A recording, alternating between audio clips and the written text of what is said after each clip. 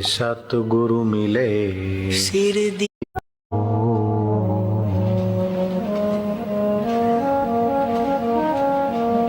हरि ओ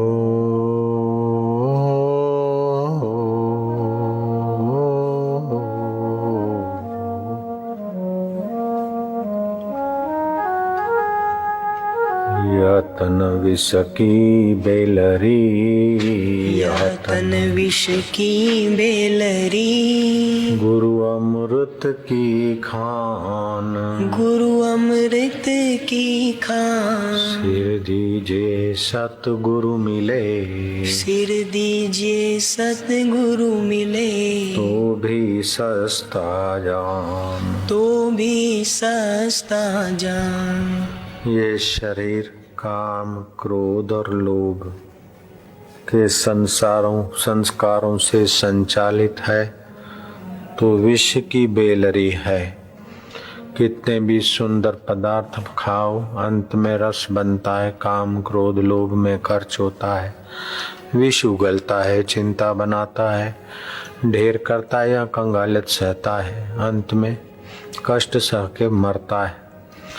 50 वर्ष 60 वर्ष शरीर मेरा अंत में छोड़ते समय जीवन भर जो छुपा कर रखा था वे तिजोरी की कुंजियां अथवा कागजात सौंप देने पड़ते हैं।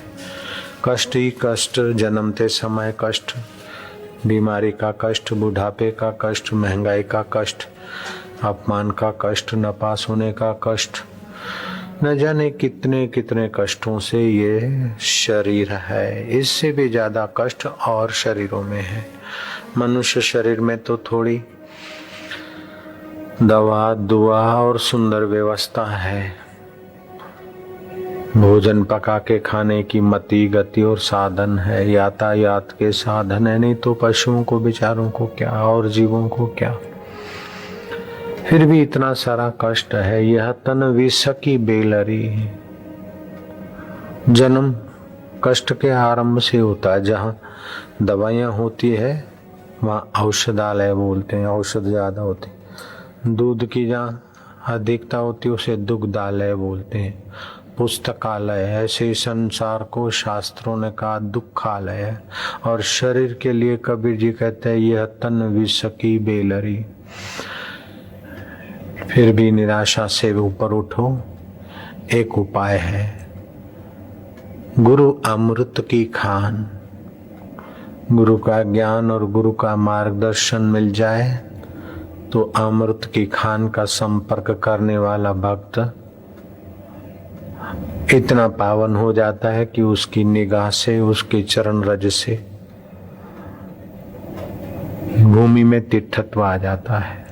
यह तन विष की बेलरी गुरु अमृत की खान, सिर दीजे सतगुरु मिले तो भी सस्ता जान। और भगवान कृष्ण तो सतगुरुओं के सदगुरु हैं। वंदे कृष्णम जगत गुरु। इस जगत गुरु सतगुरु की बात मान लो, विष की बेलरी शरीर अमृत की खान बन जाएगा। भगवान कहते हैं न रोध्यति माम योगो न सांख्यम धर्म एवचः।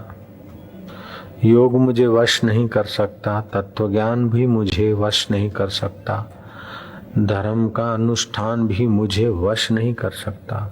न स्वाध्याय न तपस त्यागो, सब कुछ त्याग दें अथवा सारे शास्त्र पढ़ डाले तब भी मैं वश नहीं होता हूँ। निष्ठा पूर्ति न दक्षिणा, दक्षिणा दान और निष्ठा पूर्ति करने से भी मैं वैसा वश नहीं होता हूँ जितना मैं सत्संग से वश होता हूँ। उधो जगत आसक्तियां सत्संग नष्ट करता है। जगत की आसक्तियां नष्ट होते ही काम क्रोध और लोभ, ये जो नरक के द्वार हैं, उससे जीव का चित्त बच जाता है। फिर तो जीव का जो स्वरूप है वो मेरा आत्मा ही है। फिर वो मुझसे दूर नहीं, मेरे आनंद से दूर नहीं, मेरे माधुर्य से दूर नहीं, मेरी अमरता से दूर नहीं। भले शरीर विष की बेल हो, लेकिन गुरु अमृत की खान का आश्रय लेते ही ये जीव भगवतीय सुख में, भगवतीय ज्ञान में, भगवतीय आनंद में और भगवतीय माधुर्य में इतना तो पावन हो जाता है कि देवताओं को भी भारत भूमि में संतों के इर्द गिर्द जन्म लेने की इच्छा होती है। दुख के भोगता मत बनो, मैं सुखी हूँ। संसारी चीजें पाकर अपने को सुख का गुलाम मत बनाओ। मैं दुखी हूँ, मैं सुखी हूँ।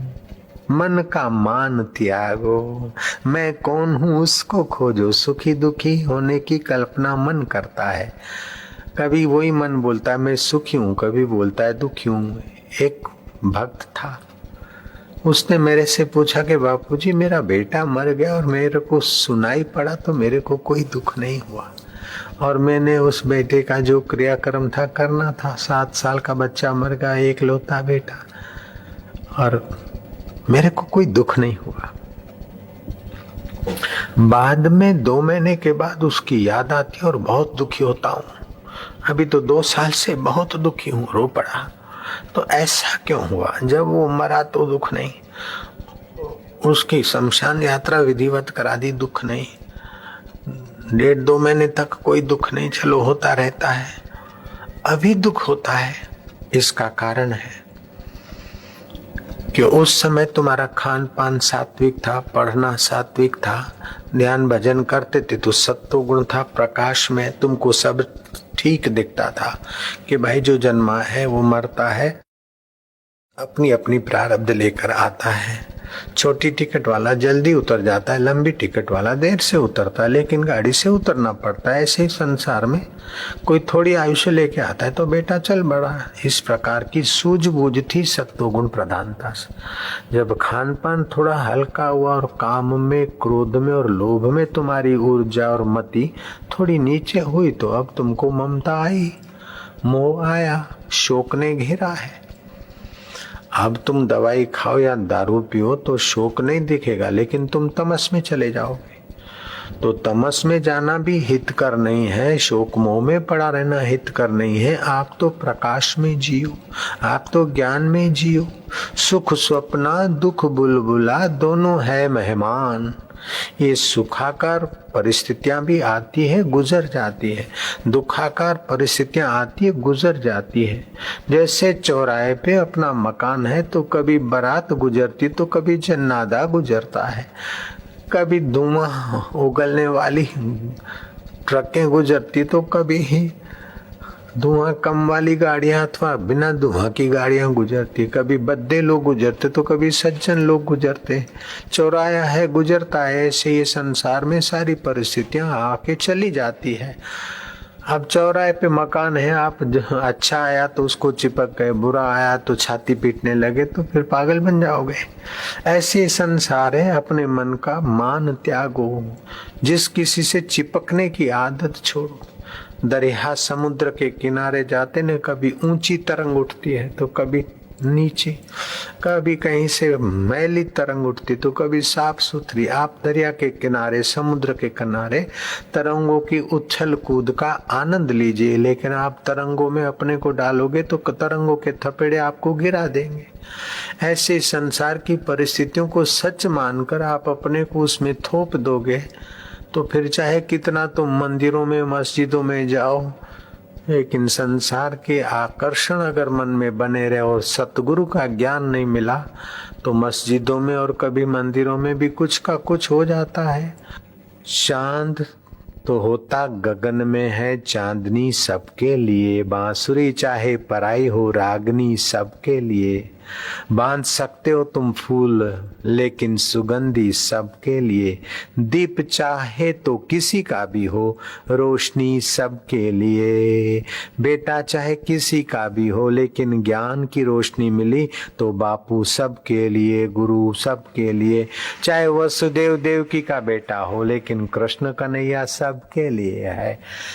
चाहे कालू जी का पुत्र हो, लेकिन गुरु नानक सबके लिए है। मीरा चाहे किसी की भी पुत्री हो, लेकिन बाई मीरा सबके लिए है।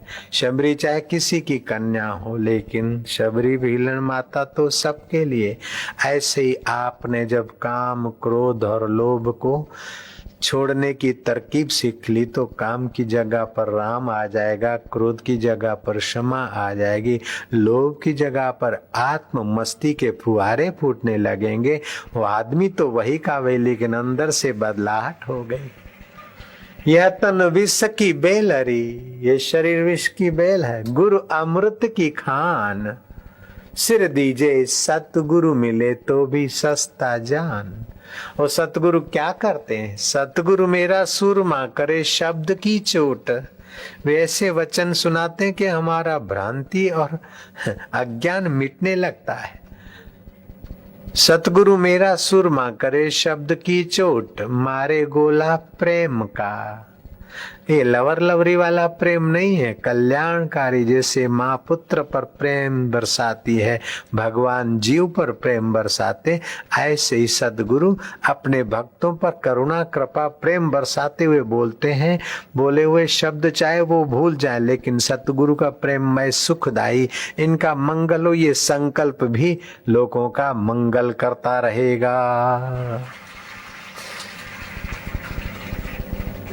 यह तन विष की बेलरी, गुरु अमृत की खान। सिर दीजे सतगुरु मिले तो भी सस्ता जान। तो सतगुरु का उपदेश है, साधो मन का मान त्यागो, काम क्रोध संगति दुर्जन की तासे,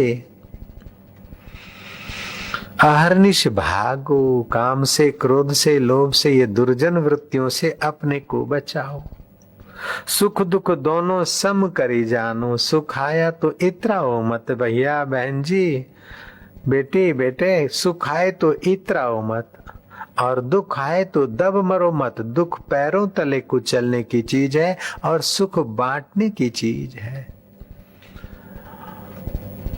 दो आम सवार सुधार कर पत्नी आई।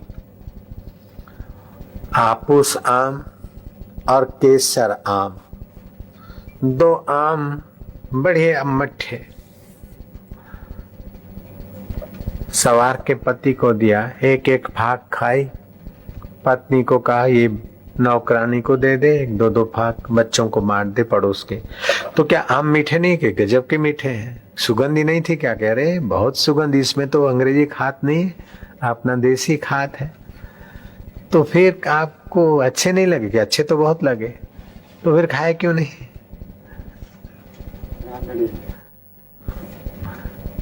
खाए क्यों नहीं?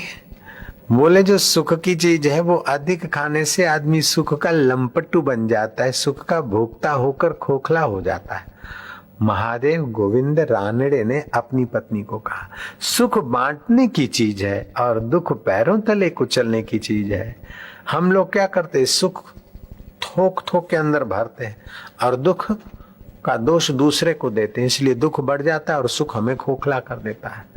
नहीं नहीं, सुख दुख दोनों सम करी जाने। सुख आया है तो वो जाएगा तो दुख दे जाएगा, दुख आया है तो वो जाएगा तो सुख दे जाएगा। तो एक बार सुख ने सुख दिया और एक बार दुख ने सुख दिया, एक बार सुख ने दुख दिया, तो दोनों तो बराबर ही हो गए।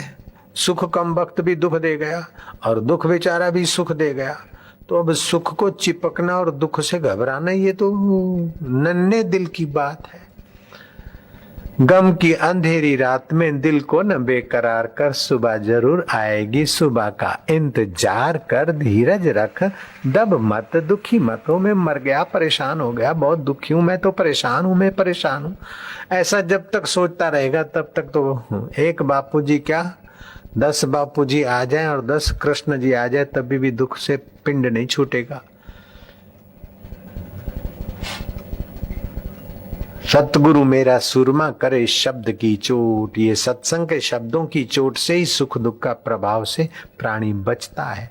मान अपमान के आकर्षणों से प्राणी बचता है और अपने चित्त में समता का संगीत गूंजता है और वो जीव ढेर सबेर अपने ऐश्वर्य को पाता है, अपनी शांति को, अपने माधुर्य को, अपने आत्मा के आनंद को पाता है। सुख दुख दोनों सम करी जानो, अरुमान अपमानो।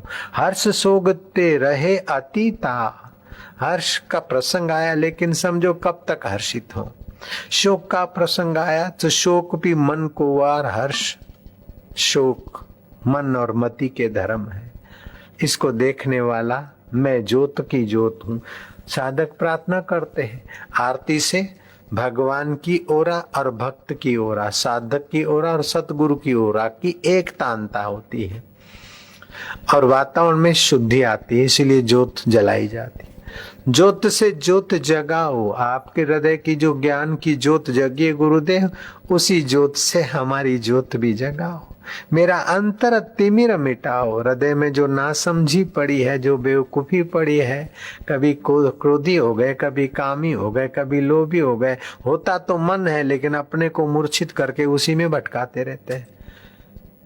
तो मेरा अंतर तिमिर मिटाओ। अंतर में युग युग से सोई। हृदय में कई युगों से वो हमारी चेतना, हमारी आत्मा सोई हुई। अंतर में युग युग से सोई चित्त शक्ति को जगाओ। आपके नाभि केंद्र के पास मूलाधार केंद्र है, नाभि के नीचे, वहां 3.5 चक्कर मारकर कुंडलिनी शक्ति सोई रहती है। उसकी ऊर्जा थोड़ी सी लेकर जीव जीता है। अगर वो जाग जाए तो उसकी क्षमताएं बढ़ जाती है।